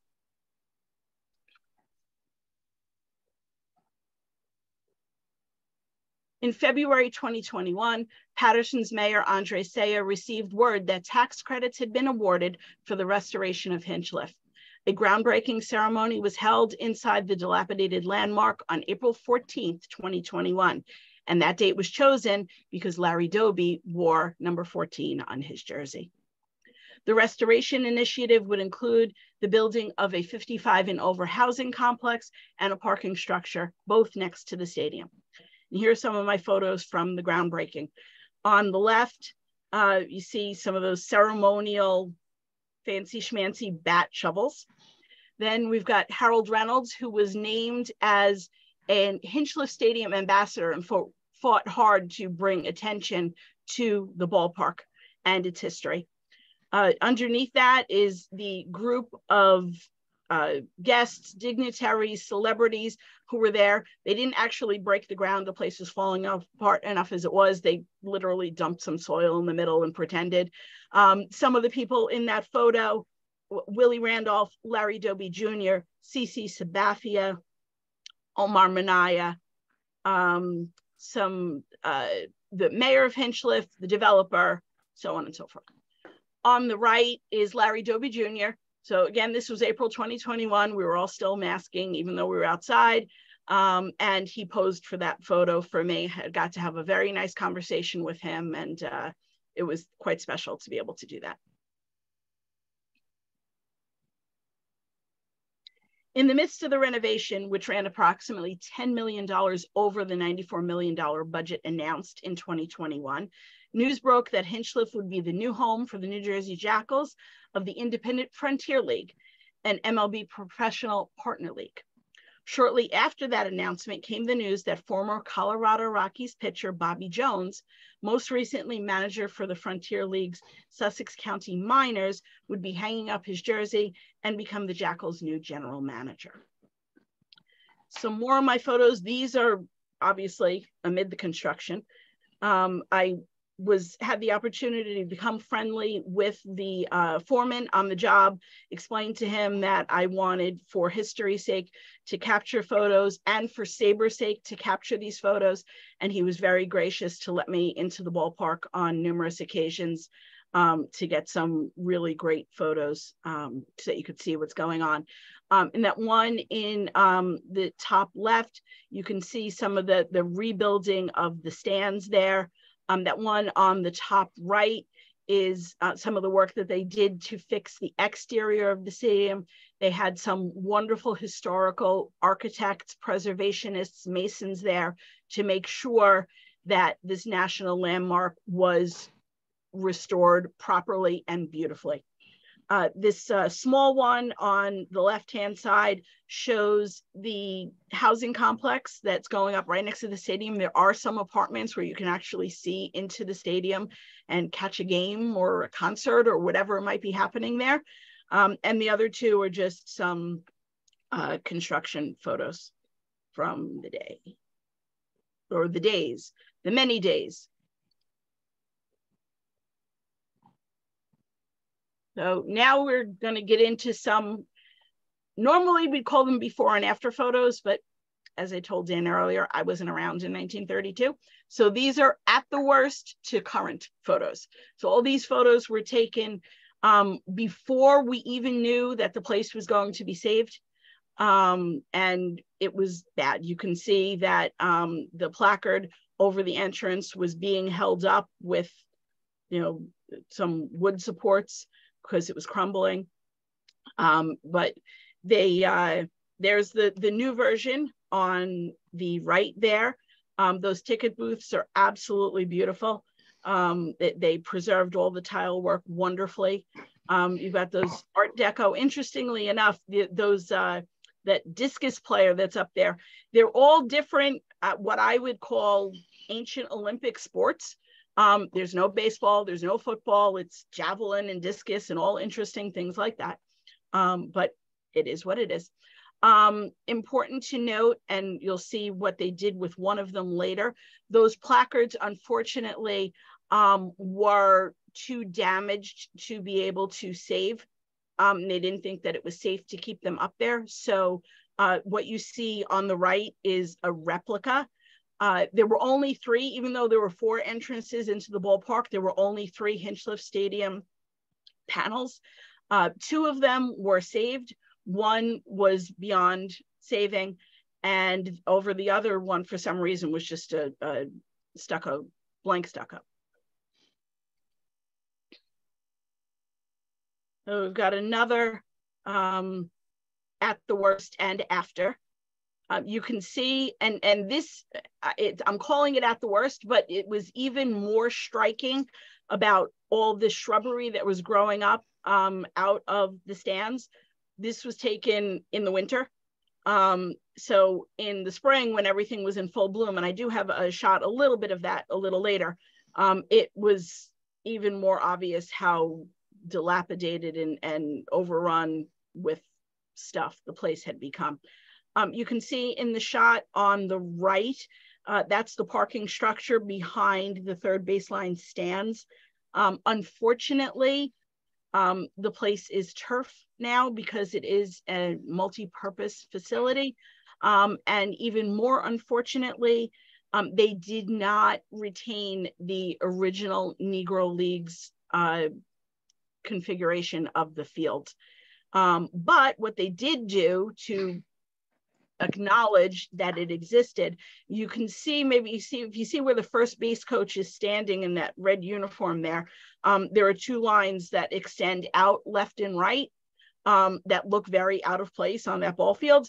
Those represent the original first and third baselines in the Negro Leagues configuration. Interestingly, and you'll see this in the next slide, it's allegedly 385 to right, but that's over a net. I don't remember what the dimension is now down the left field line, but there is a temporary fence there that the field doesn't extend as far out as it did in the original. You can also see that they cleared all those trees, and you have a clear view now of the Patterson skyline with the old smokestacks and the churches. So here's a before, during, and after of the stands that run along the outfield now. And you can see that netting there. And it is not unusual for the balls to not only clear that netting, but clear the ballpark. We all learned we do not park on Maple Street, which is the street that runs just outside there, because nobody wants to lose a windshield.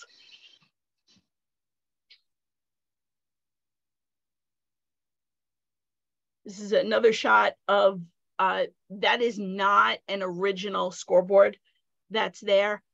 That was a scoreboard put in later for football, but that's your new scoreboard there on the right. All of those trees, as I mentioned before, have been cleared out. And you can kind of see in that photo on the left, there's a cyclone fence back there that had some holes in it. And so in the days before we knew that this place was going to be saved, that's how I got my access into the ballpark, by going down a little trail that was there and crawling through a hole in the cyclone fence.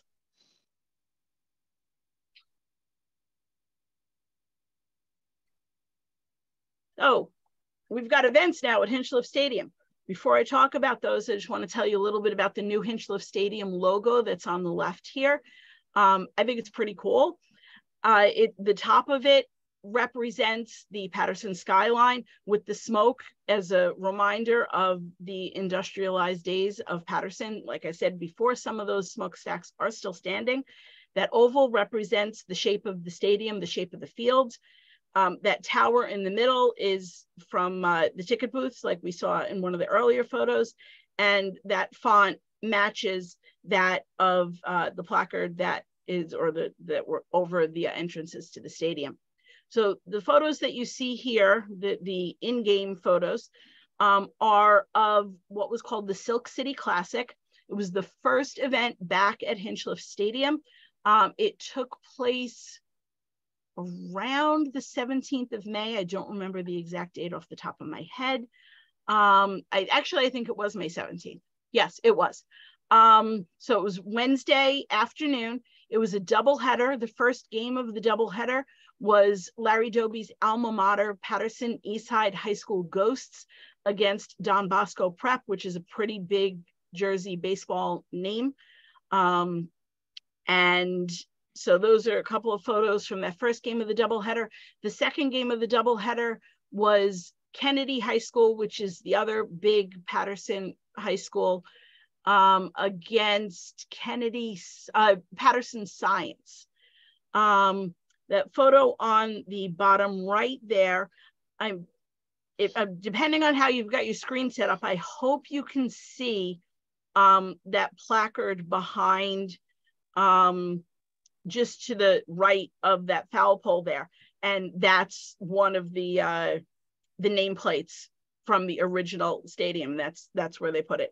I think it's pretty funny in here. You can see the guys So you've got the ghosts warming up on the field, getting ready to play, and they were still putting the stadium together, strapping down all those banners along that temporary wall there. Interestingly, the Silk City Classic took place before the ribbon cutting ceremony. So the Classic was on Wednesday. The ribbon cutting ceremony was on Friday. That's one of the photos from the ribbon cutting there. That's Patterson Mayor Andre Saya in the center and a bunch of Patterson employees and guests. There were a lot of famous people at the ceremony. Whoopi Goldberg was there.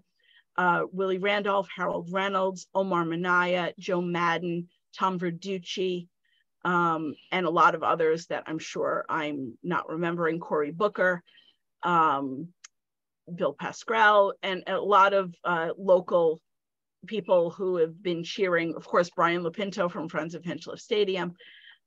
They've cheering on and making sure that this place was saved. On the right is the Willie Randolph throwing out the first of 3 ceremonial first pitches for the first professional game, which was the Jackals game. So that was supposed to take place the day after the ribbon cutting, May 20th. It got rained out and they played the game that Sunday instead. So Willie Randolph threw out the first ceremonial first pitch, then Mayor Saya, and then Patterson Assemblyman Benji Wimberly. That building that you see back there is what replaced the mural. We'll have a better view of it or the mural building. We'll have a better view of that shortly. So here's 2 photos from opening day. That's Vin Mazzaro pitching and Nilo Rojo at bat. And first professional game at restored Hinchliffe Stadium. I include that other photo there of Dylan Castaneda so that you can see the Silk City jerseys that the team wears on occasion. Silk City is one of Patterson's nicknames, and they wear these jerseys with Silk City across their chest and the Hinchliffe Stadium logo on their left sleeve. This is another photo from opening day where you can see the place in all of its restored glory. That is the building in the distance there. That 2-story building is what was built in place of that auxiliary building that got knocked down that had the murals on the outside of it. I don't know if I mentioned before, those murals only went up in 2019. So they didn't have a tremendous history there, but they were very nice tributes to Larry Doby and Alexander Hamilton. That new building is going to house on the first floor a food court, and on the second floor, very, very exciting, it's going to be the Charles J. Muth Museum at Hinchliffe Stadium. It is going to tell the history of the Negro Leagues and the history of Hinchliffe Stadium and how the two intersect. So as much as I'm sad for the murals to be gone, I'm thrilled that there's going to be a museum there to tell the story and educate people about the amazing things that happened at Hinchliffe Stadium.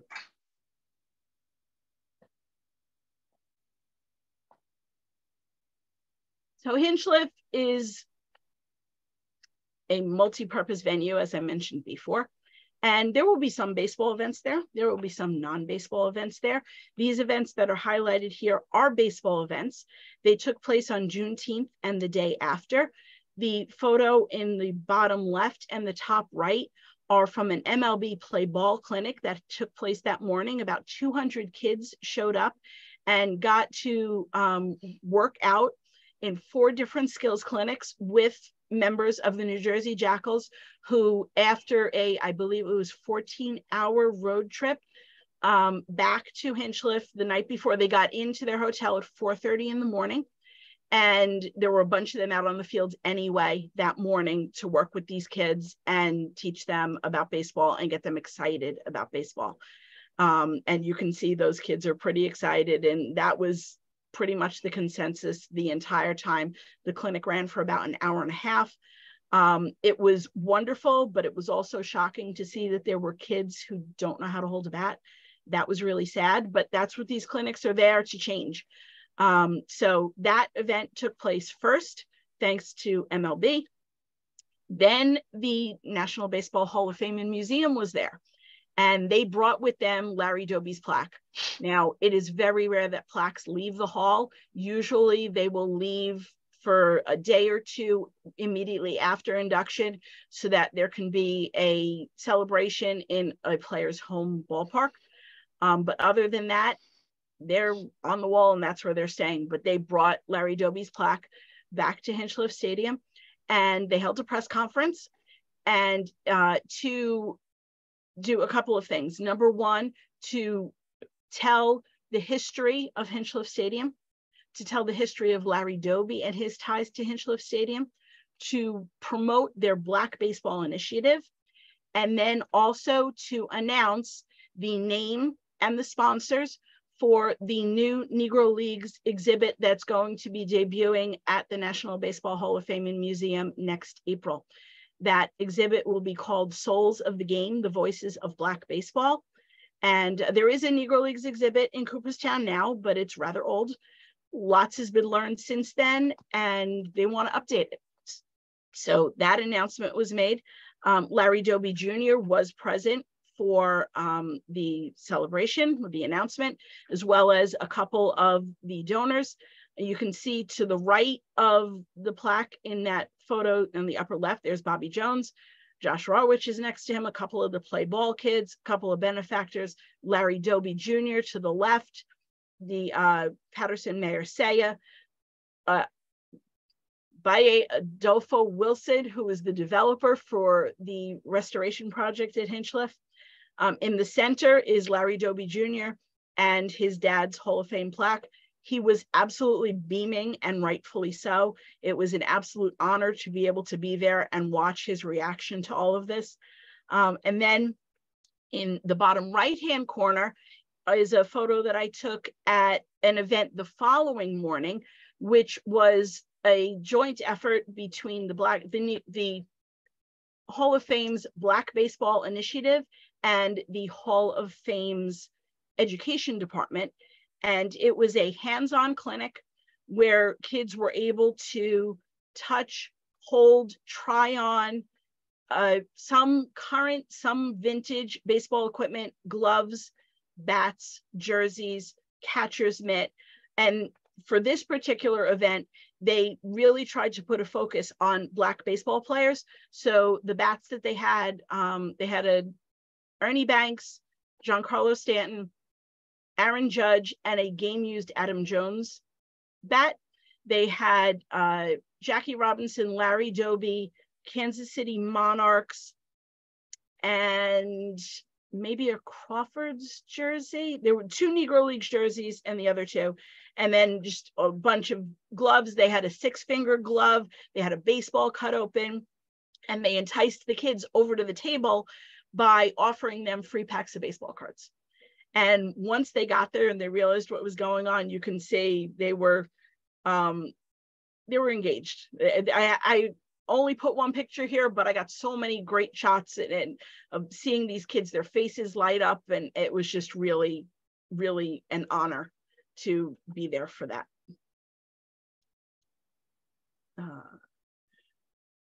Okay, I thought I had one more slide. I don't. So that's the presentation. If anybody has any questions, I'm going to unshare my screen. If anybody has any questions, I'd be happy to answer them. And again, I'd like to remind everybody that if you're this way, get in touch. I'd love to take in a game with you. And folks, Donna's a member. Donna sits in on all of our virtuals. I mean, Donna, I think you've been on every one of them. I think so. And she loves the game as much as we do. This is so fun. I just wanted to mention something, Alex, before you call on people. Doug Dinsmore, you said you were there in May of 2009. How does this feel to see this refurbished ballpark? Well, that's it. That's what I said in my note. I just posted a link to the chat. When I was there, it was probably close to its nadir. It was a mess. and I have a little tripod that I carry with me. So I mounted my camera and set the timer and raised it up over the wall. And, yeah, I mean, just trees, and I mean, it was a mess, and you know, all the liquor containers and all that stuff. I mean, it was really sad, but you could tell it was a palace at one point. And so I'm so glad that that they've revived it. Yeah, there was up in the press box, which was built later, that was not there in the Negro Leagues days. There were furniture and mattresses, and it was bad. And it was scary. It was scary. Yeah, I mean, I wouldn't do it at night. I feel safe there now. Yeah, sure. I have no problem parking my car, going to a game, but you didn't know who was hiding in the ballpark. That was the thing. Yeah. So yay, I'm a ballpark geek, so I go for this kind of stuff. Oh, if you ever make it back this way, okay, happy to go again with you. All right, thank you, Dan. So Donna, we have a couple questions in the chat, and then Chris Moyer, I'll get to you in a minute, sir. Sure. First one is from Rod Nelson. You mentioned that Alex Pompey's 1935 Cuban Giants, champions of the Eastern Colored League with Horatio Rabbit Martinez, played at Hinchliffe. Did they also play at Dykerman Oval, or was that later? Dyckman Oval, yes, they did play at Dyckman Oval. I'm trying to remember if Dyckman Oval was before or after. I believe it was before. Alex Pompez does have a lot of ties to Dyckman Oval. I believe they left Dyckman Oval to come to Hinchliffe. But keep in mind that, you know, when I say for all of these teams, right, the Eagles hopped the most. But even the teams, the New York Black Yankees and the Cubans, called Hinchliffe home. They did not exclusively play their home games at Hinchliffe. I don't want to say they went where the money was, but they were smart and they wanted to expand. And, you know, not everybody had the wherewithal or the, what's the word I'm looking for? The resources to get to Patterson. So they'd go to wherever they needed to go to so that people could see their top tier ball players play. Great. Next question is from Brian Werner. I saw a number of Pirates listed in your early slide. Did they have any relation to Patterson? Also, in looking at Patterson, I saw there's a Roberto Clemente Park nearby in Patterson. Is there a connection to the Pirates? Okay. The first question, what happened was there were, the Pirates were in the area and had a little bit of spare time. So they decided to play a barnstorming game at Hinchliffe. It was just a group of Pirates together. And I believe it was the whole team. And I just listed the Hall of Famers. And they had a tribute to Honus Wagner during that game. But it was a barnstorming game that, you know, the Pirates played, but it wasn't a major league game. Roberto Clemente Park in Patterson. I know there's a Roberto Clemente Park in Newark, and there's a Larry Doby Park in Patterson. I am not familiar with the Roberto Clemente Park in Patterson. If somebody knows of it, please let me know, because I'd love to go. Okay, now we have Chris Moyer. Yeah, thank you. I had a chance to go by the ballpark last year. I was visiting some relatives out there, and it was interesting to see how the construction was going at that point. And that was kind of neat to see. Couple things. I noticed that when you were talking about the field dimensions, I guess they changed it slightly, like about 45 degrees or something like that, so they can get more favorable directions instead of the old polo grounds dimensions, I guess, to make it more. It wasn't so much for how baseball is going to play there versus how it played before. It was a question of how they felt they could best make it a multi-purpose ballpark. So where the Negro League's home plate was before is or approximately, it may be a couple inches off, but approximately where it was before. They've now planted the mount for the football goalpost. The goalpost is not up all the time, but that's where the goalpost is going to go. There is a track that runs around the fields. There is just behind the home dugout, and they have temporary planks that go over it. There's a long jump. So in order to make all of that work, they decided to shift the field. Now, something that I didn't talk about much, at some point after the ballpark became, I should not talk about much, didn't talk about it all. At some point after the ballpark became, for sports purposes, used exclusively by the Patterson Board of Ed, they actually abandoned that Negro Leagues configuration and shifted the fields, not exactly to what it is now, but similar to what it is now. Nobody knows why. The other way looked better, played better, made more sense, but it is what it is. And my opinion is, I don't like it, and I don't like the turf, but I'll take it over a wrecking ball any day. Makes total sense. Do you know if they had some minor league baseball history there too at Hinchliffe? Not to my knowledge. Okay. But it was kind of neat to see, see that the MLB get involved with the historic renovation of these Negro League parks. Yes. I know next year that they're going to have a game down in Birmingham. Yes. Do you think there's a good chance, along with Dan's Field of Dreams game coming back in 2025, maybe a game in Hinchliffe as well, as a possible game, Field of Dream type thing to honor Larry Doby or something like that? I think it would be wonderful if that happened, but a lot more money is going to have to be put into that ballpark before it does. There is no padding on the outfield walls at all. Yeah. They would have to do something to protect those houses that are across the street on the other side of that wall. You put Aaron Judge in that ballpark and somebody's going to lose a window. No joke. I mean, these guys that are playing there now, they're just as big as pro ball players, and the balls fly out of there regularly. So from a combination of neighborhood safety and player safety, they'd have to do a lot. The dugouts that are there now are quite literally tents. Gotcha. I've seen players hit their heads on the cross beams already. There's no cooling. There's no access to bathrooms. There's no access to running water from those dugouts.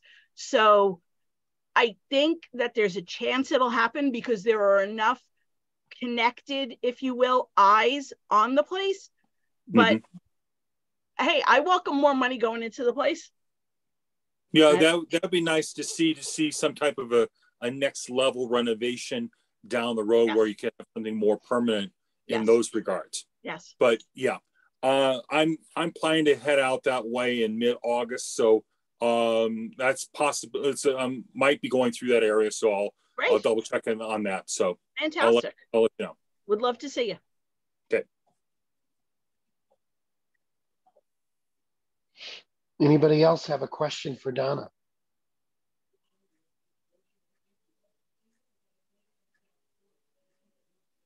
Donna, you rocked this.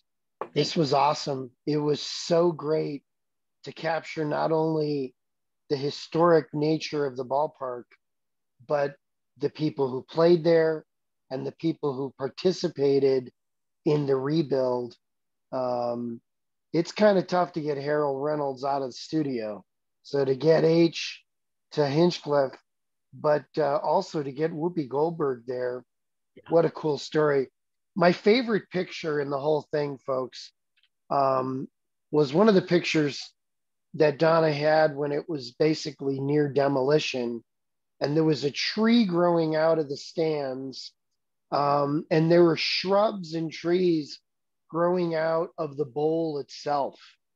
I found it fascinating that they could go from that situation, candidly, to a ballpark that could house a professional team in the Frontier League. That was an amazing. And Donna, I'm happy you found the hole in the fence, because that allowed you to capture photos that were before and after. And it was honestly, I mean, we really appreciate what you just showed us.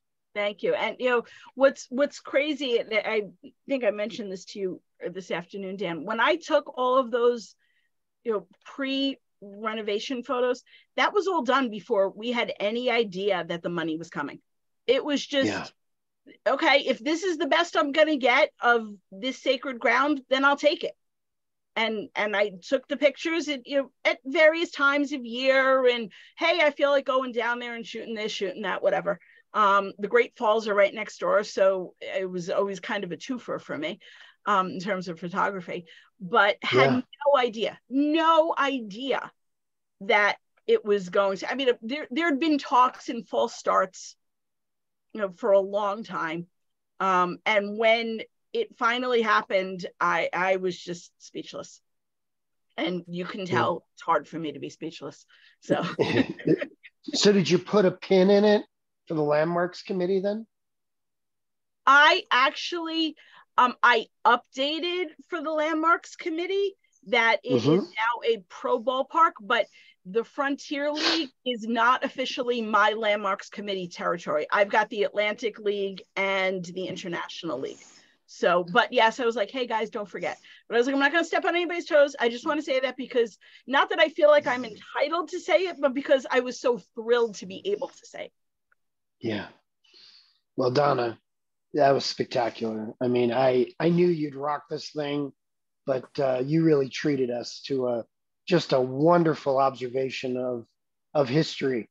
And for those of you who don't know, Effa Manley is the only woman in Cooperstown. She's the National Baseball Hall of Fame's lone female resident, and she used to run the Newark Giants and New York Eagles. Heard great stories about her from the Campanella family and other people. It was just Don Newcomb played for her. It was just really a really amazing presentation, Donna.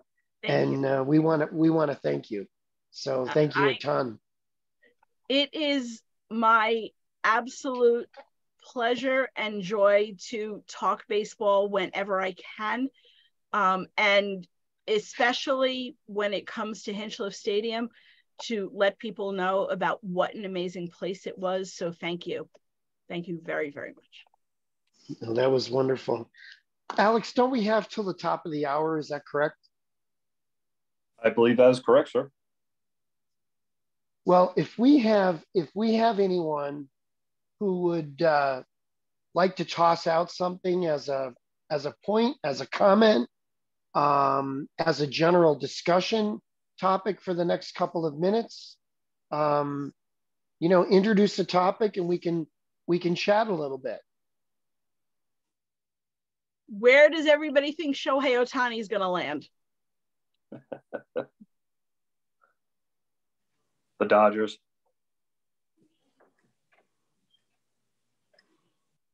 Yeah, I'm thinking a big market.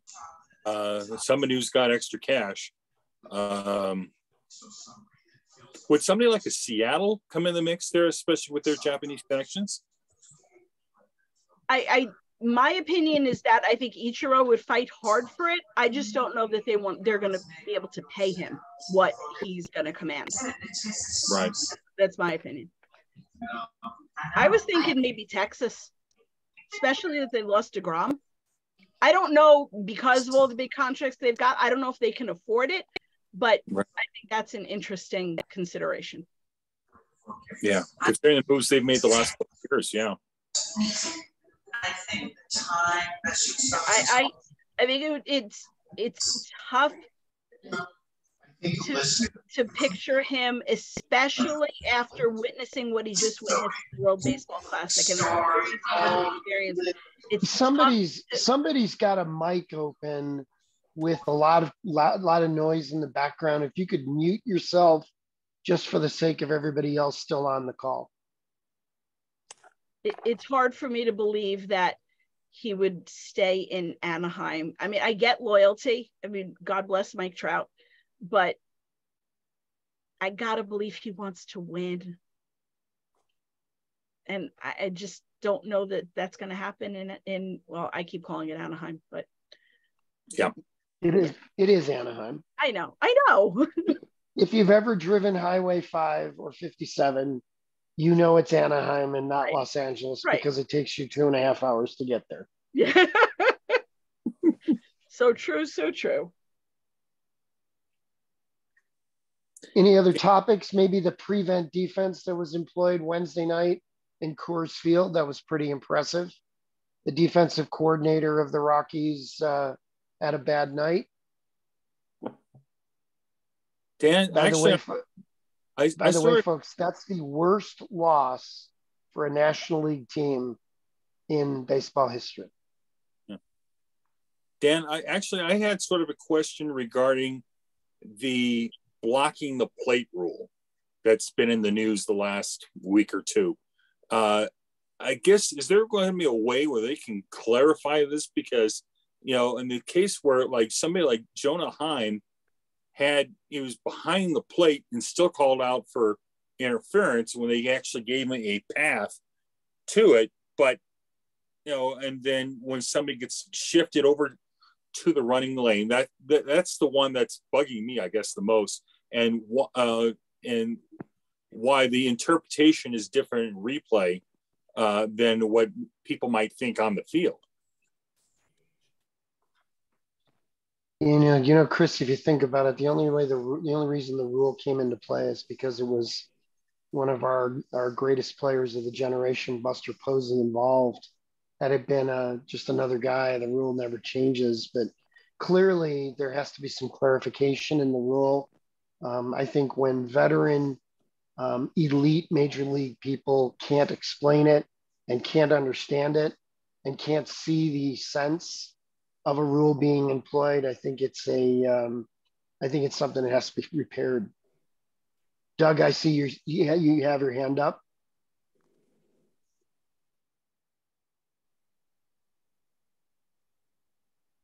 There we go. Yeah, just occurred to me, we were talking about defunct New Jersey baseball teams.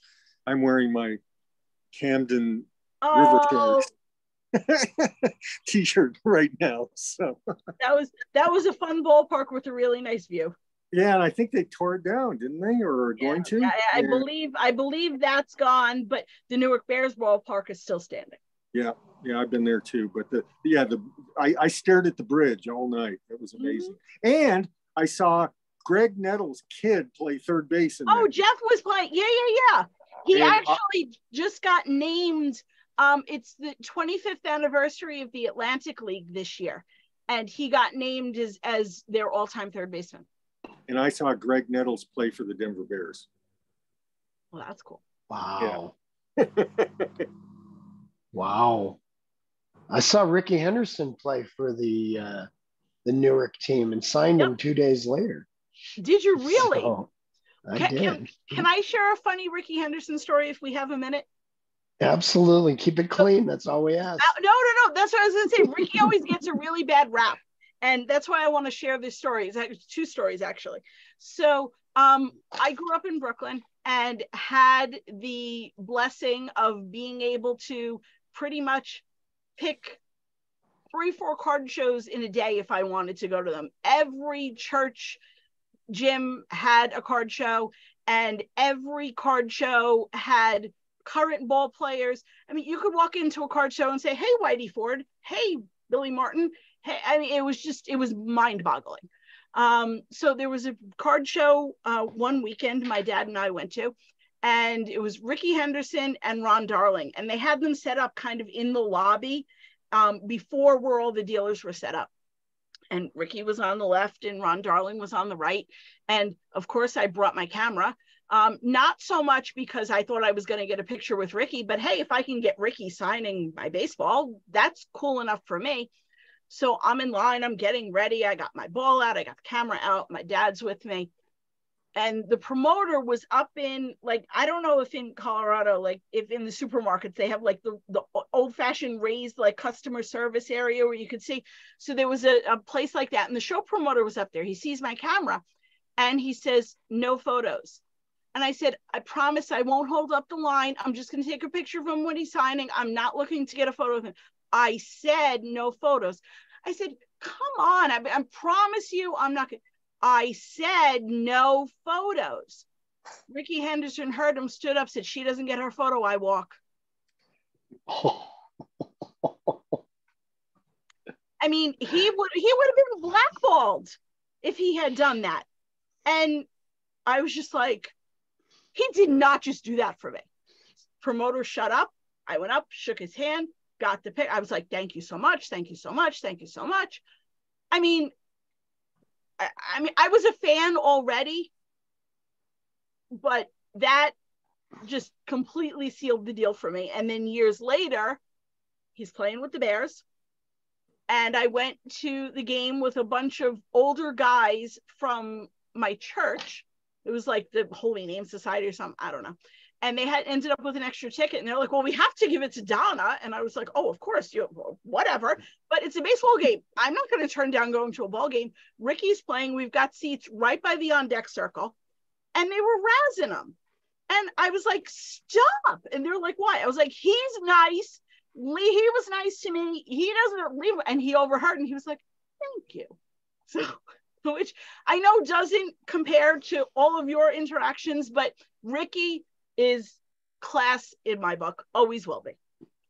I love Ricky Henderson. One of my favorite people I've met in the game. Just but I would in talking about Ricky, I will always talk about Ricky in the third person.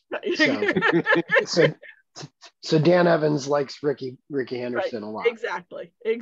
Looking at the clock, I'm going to call it a night. Donna, grateful to you. Alex, thanks for your help. Donna, we look forward to seeing you in one of our next virtuals. We're actually going to have Joe Poznansky in late August. He's going to talk. I have that on my calendar. Yep. Yeah, he's going to talk to us about his new book, Why We Love Baseball. It's going to be extraordinary. A reminder for everybody that our next chapter in-person meeting will be Wednesday, July 12 at Choppers in Denver. It's at Alameda in Colorado, and it's a 5:30 start instead of our usual noon start. Reminder about the convention, and John, I'm looking forward to seeing you there. If you're at the convention, I don't know that we're going to do anything as a group. The schedule is really tight. I don't know we're going to be able to do anything. I know we can't do anything for dinner, but we'll figure something out. But wishing you all the best. Whoever has the Rockies somewhere between 62 and 64 wins in our pool, you're looking pretty good. They're on a 63 win pace right now. Wishing everybody the very best for the holiday. Thanks for joining us tonight. Again, special thanks to Mike Petriello and to Donna Muscarella. Really appreciate your time. Have a good night, and thanks for joining us here at the Rocky Mountain chapter. Thanks, everybody. Good night, everybody. Thank you.